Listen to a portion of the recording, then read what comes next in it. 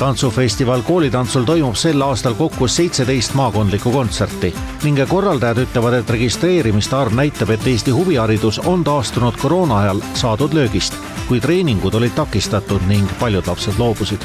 Oli maakondi, kus need osalejate tantsijate arvud langesid ikka päris madalale, et eks nad ole vaikselt juba siin mitu aastat taastunud ja eriti hea meel on nüüd tõesti, et ka ütleme selline tantsuhuvihariduse väga võistluslik maastik ei ole koolitantsu sellist indu kuidagi maha võtnud ja sel aastal me saame öelda, et meil on mõned kontserdid nii täis, et ega rohkem tõesti juurde ei mahuks, et ka tiimis on ju ainult inimesed, et kui need päevad ikka tõesti juba 20 tunni pikkuseks lähevad, et siis ei ole enam võimalik. Kuula mu sõbratkene, kuula sa kuula, kui sa ruhetest helised mehu. Ka sel aastal selgub koostöös TV6-ga koolitantsu publiku lemmik, kus kõigepealt igal kontserdil valib publik ühe telesaate osaleja ning seejärel telesaates selgub tants, mis televaatajatele kõige enam hinge läheb, mis iganes põhjusel. Mulle meeldib see tore seltskond ja kellega ma olen tuttavaks olnud siin ja selline. Miks sulle meeldib esineda?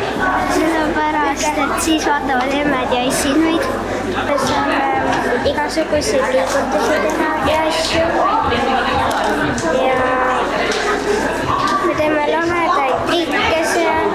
Meil on selline tore projekt nagu revüü ja siis me saame kõik koos seal tantsida ja esineda ja meil lihtsalt meeldib siuke seltskond. Kui mul hambad olid suus, olin üpris väike siis. Koolitantsu enda lõppkontserdid toimuvad sel aastal Jõhvis mai algul.